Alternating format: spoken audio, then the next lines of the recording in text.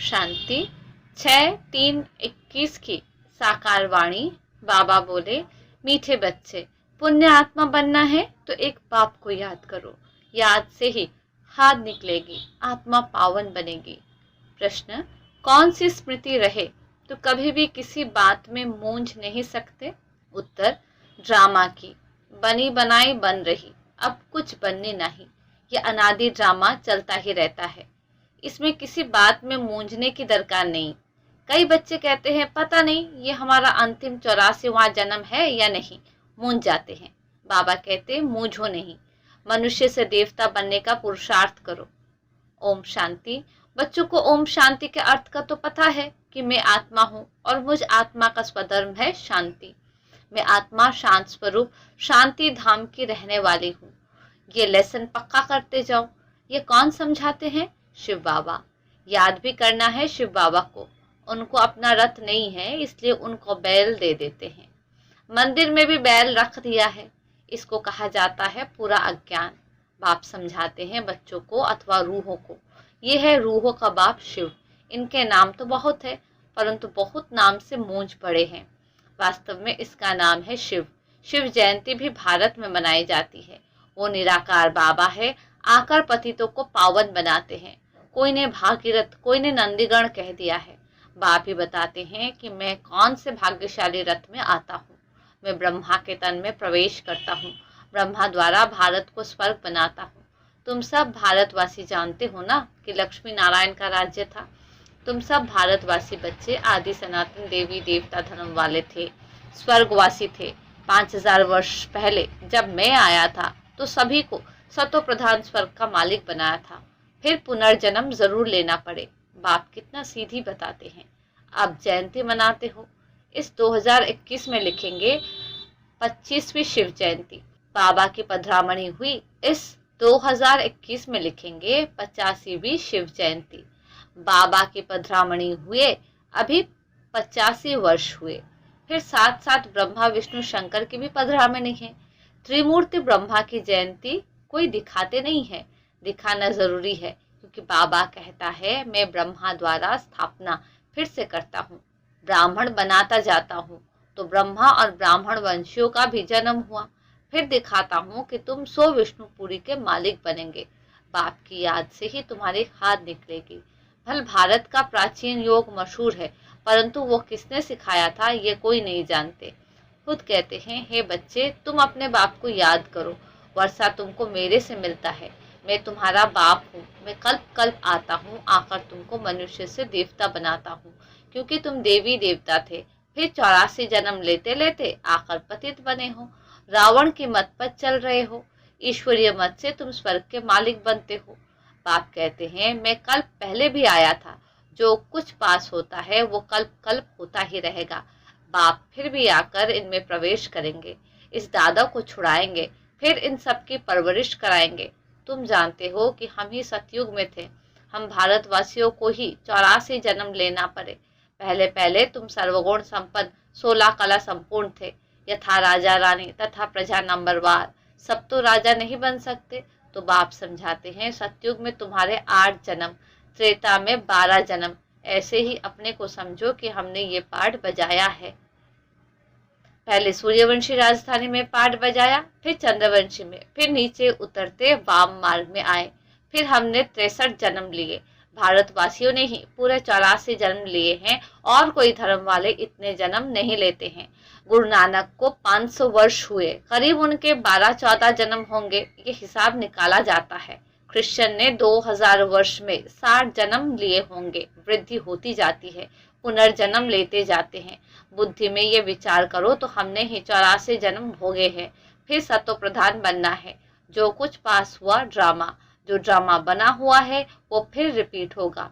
बेहद की हिस्ट्री में तुमको ले जाते हैं। तुम पुनर्जन्म लेते आए हो। अब तुमने 84 जन्म पूरे किए हैं।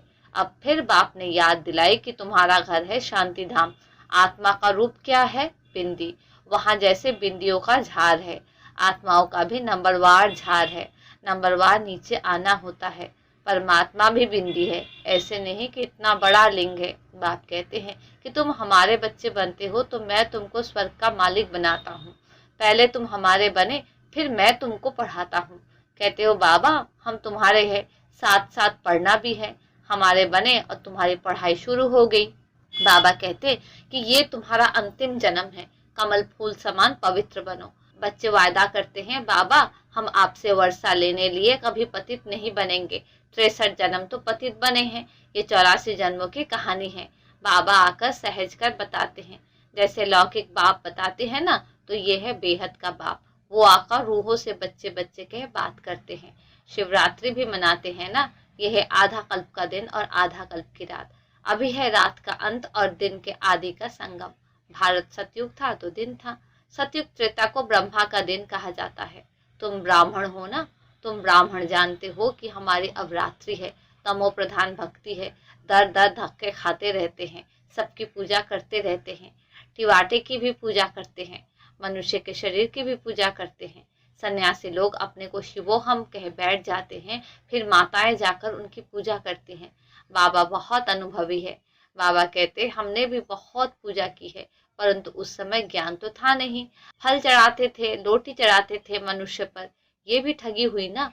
परंतु ये सब फिर भी होगा, भक्तों का रक्षक है भगवान, क्योंकि सभी दुखी है ना। बाप समझाते हैं कि द्वापर से लेकर तुम गुरु करते आए हो और भक्ति मार्ग में उतरते आए हो। अभी तक भी साधु लोग तो साधना करते हैं। बाप कहते हैं कि उन्हों का भी मैं उद्धार करता हूँ। संगम पर तुम्हारी सदगति हो जाती है, फिर तुम 84 जन्म लेते हो।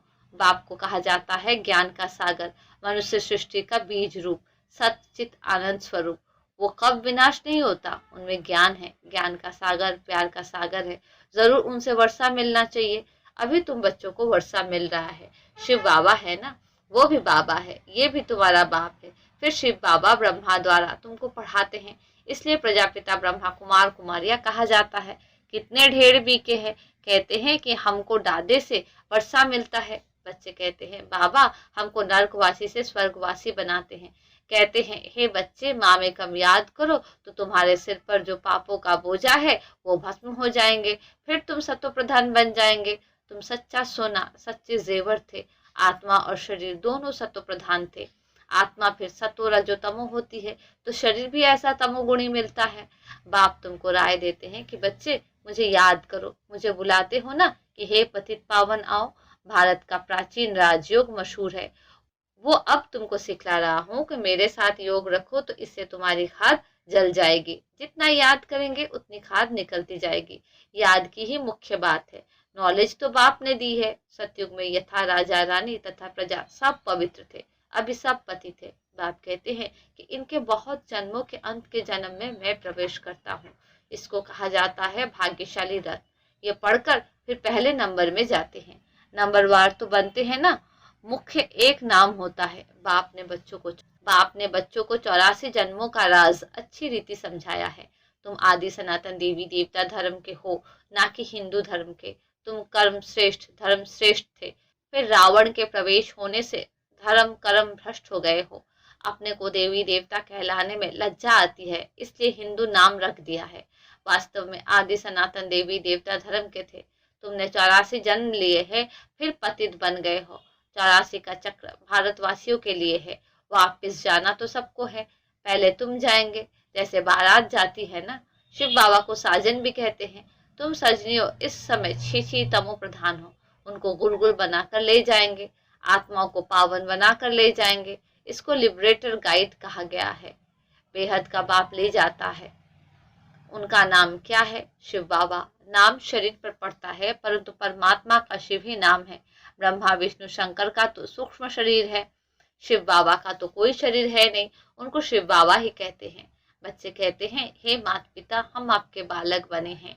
दूसरे तो पुकारते रहते हैं क्योंकि उन्हों को पता नहीं है। अगर सबको पता पड़ जाए तो मालूम नहीं क्या हो जाए। दैवी झाड़ का भी सैपलिंग लगता है। हीरे से कौड़ी बनने में 84 जन्म लगते हैं, फिर नए सिर से शुरू होगा। वर्ल्ड की हिस्ट्री ज्योग्राफी रिपीट होगी।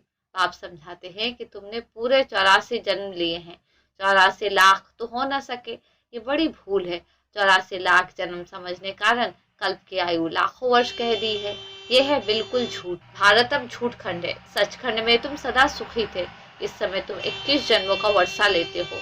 सारा तुम्हारे पुरुषार्थ पर है। राजधानी में जो चाहो वो पद लो, इसमें जादू आदि की कोई बात नहीं। हाँ, मनुष्य से देवता जरूर बनते हैं, ये तो अच्छा जादू है ना। तुम सेकंड में जान लेते हो कि हम बाबा के बच्चे बने हैं। कल कल बाबा हमको स्वर्ग का मालिक बनाते हैं। आधा कल भटकते आए हो, स्वर्गवासी तो कोई भी हुआ नहीं, बाप आकर तुम बच्चों को लायक बनाते हैं। बरोबर यहाँ महाभारत लड़ाई लगी थी और राजयोग सिखाया था। शिव बाबा कहते हैं कि मैं ही आकर तुमको सिखाता हूँ, ना कि क्राइस्ट। अभी तुम्हारा बहुत जन्मों के अंत का जन्म है, मूंझो नहीं। तुम भारतवासी हो, तुम्हारा धर्म बहुत सुख देने वाला है और धर्म वाले तो वैकुंठ में आ नहीं सकते। ये भी ड्रामा अनादि चलता रहता है, कब बना ये कह नहीं सकते, इसकी नो एंड। वर्ल्ड की हिस्ट्री ज्योग्राफी रिपीट होती है। ये है संगम युग, छोटा युग, चोटी है ब्राह्मणों की। बाप तुम ब्राह्मणों को देवता बना रहे हैं, तो ब्रह्मा के बच्चे जरूर बनना पड़े। तुमको वर्षा मिलता है दादे से, जब तक अपने को बीके नहीं समझे तब तक वर्षा कैसे मिले। फिर भी कोई कुछ न कुछ ज्ञान सुनते हैं तो साधारण प्रजा में आ जाएंगे। आना तो जरूर है। शिव बाबा ब्रह्मा द्वारा ब्राह्मण देवता क्षत्रिय धर्म की स्थापना करते हैं। सिवाय गीता के दूसरा कोई भी शास्त्र है नहीं। गीता है ही सर्वोत्तम दैवीय धर्म का शास्त्र, जिससे 3 धर्म स्थापन होते हैं। ब्राह्मण भी यहाँ बनना है, देवता भी यहाँ ही बनेंगे। अच्छा, मीठे मीठे सिक्के लदे बच्चों प्रति माता पिता बाप दादा का याद प्यार और गुड मॉर्निंग। रूहानी बाप के रूहानी बच्चों को नमस्ते। हम रूहानी बच्चों के रूहानी बाप को नमस्ते नमस्ते नमस्ते। धारणा के लिए मुख्य सार। पहले पॉइंट, हर एक के निश्चित पाठ को जान सदा निश्चिंत रहना है। बनी बनाई बन रही ड्रामा पर अड़ोल रहना है। दूसरी पॉइंट, इस छोटे से संगम युग पर बाप से पूरा वर्षा लेना है। याद के बल से हाथ निकाल स्वयं को कौड़ी से हीरे जैसा बनाना है। मीठे झाड़ के सैपलिंग में चलने के लिए लायक बनना है। वरदान, आश्चर्यजनक दृश्य देखते हुए पहाड़ को राय बनाने वाले साक्षी दृष्टा भव। संपन्न बनने में अनेक नए नए व आश्चर्यजनक दृश्य सामने आएंगे, लेकिन वो दृश्य साक्षी दृष्टा बनावे, हिलाए नहीं। साक्षी दृष्टा की स्थिति की सीट पर बैठकर देखने व निर्णय करने से बहुत मजा आता है। भय नहीं लगता, जैसे कि अनेक बार देखी हुई सीन फिर से देख रहे हैं। वो राजयुक्त योग युक्त बन वायुमंडल को डबल लाइट बनाएंगे। उन्हें पहाड़ समान पेपर भी राय के समान अनुभव होगा।